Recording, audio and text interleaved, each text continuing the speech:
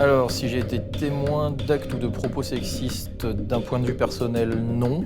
D'un point de vue professionnel, j'en ai pas vu à proprement parler, mais j'en ai déjà entendu parler, heu, de personnes qui en ont subi.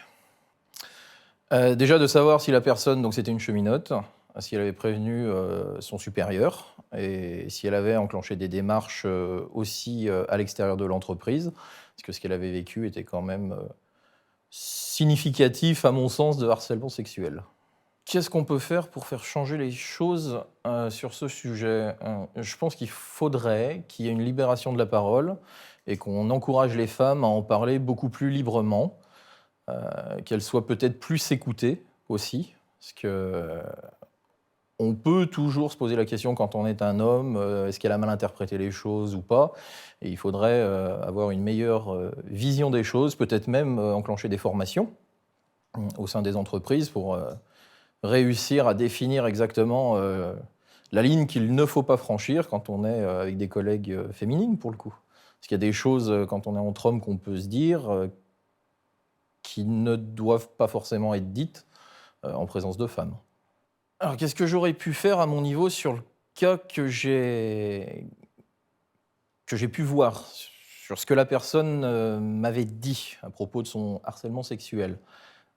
Déjà je pense que c'est quelque chose qui est pas simple à définir et je pense, et ça c'est ma vision des choses, que on peut pas forcer une personne à en parler plus.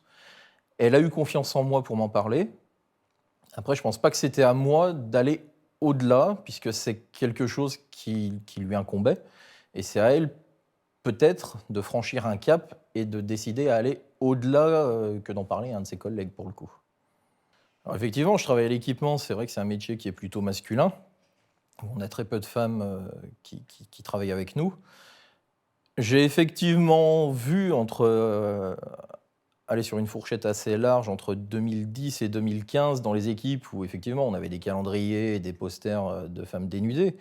Moi sur mon établissement, c'est quelque chose qui a commencé à disparaître, puisque l'instance, CHSCT, maintenant C2SCT, quand ils font des tournées, ils veillent, à ce genre de choses, et à faire évacuer, les calendriers, les posters, y compris, sur les fonds d'écran que les agents pourraient avoir au niveau de leur PC, à ce qu'on ne voie plus, ce type de choses, qui peut être dégradant, pour le personnel féminin. Et effectivement, au sein de l'ESTI, on a une collègue femme qui est, membre, de la C2SCT, donc vis-à-vis d'elle aussi, c'est quand même relativement, bien de ne pas arriver dans des équipes et de voir, ce type de choses, pour le coup. Alors, j'ai pas eu la chance d'avoir une collègue féminine dans mon équipe. Donc historiquement, j'étais sur Paris Austerlitz, dans mon équipe, on était que des hommes, donc 6 hommes. Là, j'ai changé d'équipe, je suis en UP, sur Paris Nord et je n'ai malheureusement pas encore, de collègues féminines, dans mon collectif de travail, si ce n'est une DPX, mais qui n'est pas dans le même bureau que moi. Après sur les points 5 minutes qu'on peut faire, au niveau de mon UP, non, il n'y a pas de propos déplacés vis-à-vis de cette collègue féminine. Ça se passe bien. Quand elle parle, elle est écoutée. Parce que ça aussi, c'est quelque chose, où j'ai pu voir quand une femme parle, on a plutôt tendance à essayer de lui couper la parole ou à pas la laisser parler. Donc là, vis-à-vis de cette collègue, non, ça se passe bien. Quand elle parle, on l'écoute. On attend qu'elle ait fini pour pouvoir discuter ou répondre à ses interrogations. Donc, pas plus de choses que ça à ce niveau-là. Être féministe aujourd'hui, c'est une bonne question qui porte à réflexion. Heu, je pense qu'historiquement, les femmes n'avaient pas beaucoup de droits dans ce pays. Elles ont réussi à gagner, énormément de droits et il y a encore des écarts, ne serait-ce que salarial, entre les femmes et les hommes, puisqu'elles ne sont pas payées, à la même hauteur. Et je pense que ça doit être quelque chose, qui doit être, réglé beaucoup plus, largement que ce que fait notre entreprise à l'heure actuelle. Heu On voit quand même que beaucoup de femmes prennent du télétravail pour s'occuper des enfants et je pense qu'elles ne devraient pas être péjorées, que ce soit pour une évolution de carrière, heu, ou que ce soit financièrement, parce qu'elles ont des enfants, à élever et qu'elles décident de s'en occuper, les mercredis ou un autre jour de la semaine. Temps partiel, pas Oui, télétravail. oui. À titre personnel, ma compagne est aussi cheminote et c'est elle qui a pris un temps partiel pour pouvoir s'occuper de nos enfants le mercredi et moi qui suis à 100% pour le coup. D'accord. Alors le choix était simple, c'est parce qu'elle travaille en horaire décalé, alors que moi je suis en horaire de journée, donc on va dire que ça l'a arrangé d'avoir un temps partiel pour pouvoir ne pas faire d'extrême nuit ou d'extrême matinée. Donc le choix a été vite fait à ce niveau-là. Elle aurait été en journée, la question aurait peut-être été un peu plus amenée à débattre pour savoir lequel des deux, mais là au moins ça lui permet d'avoir une journée où elle ne fait pas d'extrême matinée ou d'extrême soirée. J'ai déjà entendu parler de charge mentale. Dans ma vie professionnelle, j'ai jamais été amené à intervenir pour des actes de sexisme, ni dans ma vie personnelle pour le coup. Et j'ai jamais pensé, si ça se produisait, à savoir comment intervenir ou comment amener la chose. Non, effectivement, c'est une bonne question qu'il faudrait que je me pose. Oui, après, c'est sûr que vis-à-vis de ma compagne, si ça se produisait, j'aurais peut-être tendance à être beaucoup plus virulent. Dans quelle mesure, je ne sais pas. Et par rapport à une personne lambda, honnêtement, je me suis jamais posé la question. À l'heure actuelle, nos hommes politiques parlent beaucoup parce que c'est un fait de société avec le hashtag #MeToo. Heu, c'est malheureusement ça qui les amène à en parler. Donc ils en parlent pas pour le plaisir, ils en parlent parce qu'ils n'ont pas le choix.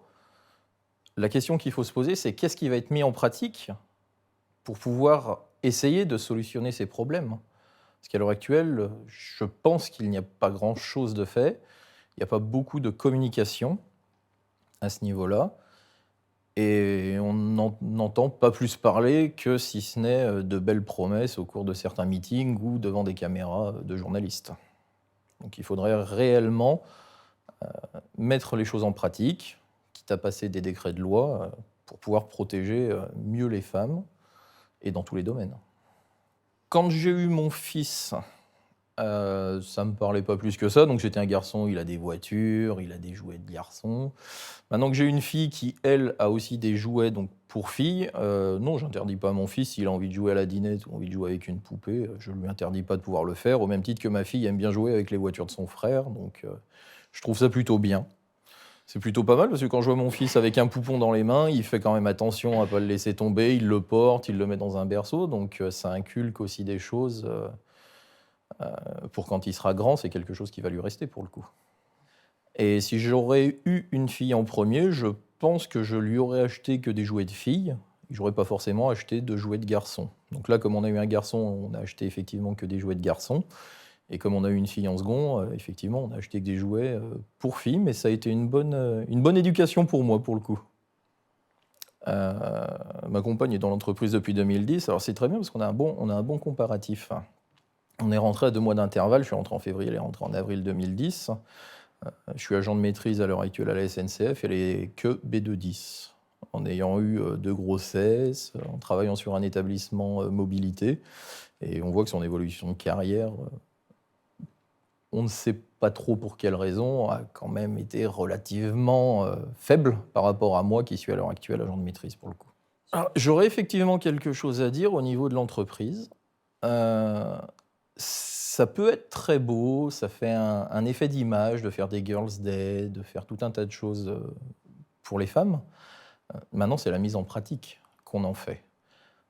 Faire des effets de manchette avec de l'affichage, c'est beau, mais c'est la pratique qu'on veut donner derrière. Et c'est ce qu'on attend de ce type de choses.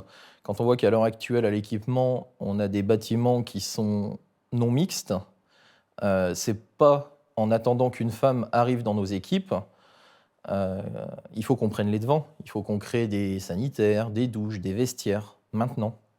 On va pas se dire, tiens, dans 2 mois, il y a une femme qui arrive, vite, il faut qu'on fasse des travaux, il faut qu'on trouve un local, il faut qu'on réussisse à faire quelque chose pour elle. Non.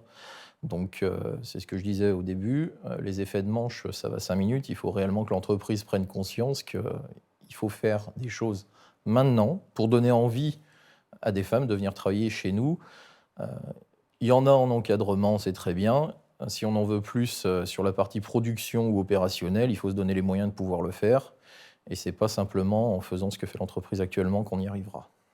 Moi, j'ai fait un lycée technique à l'origine, donc j'ai un bac en électrotechnique et il n'y avait aucune femme dans ma classe à l'époque.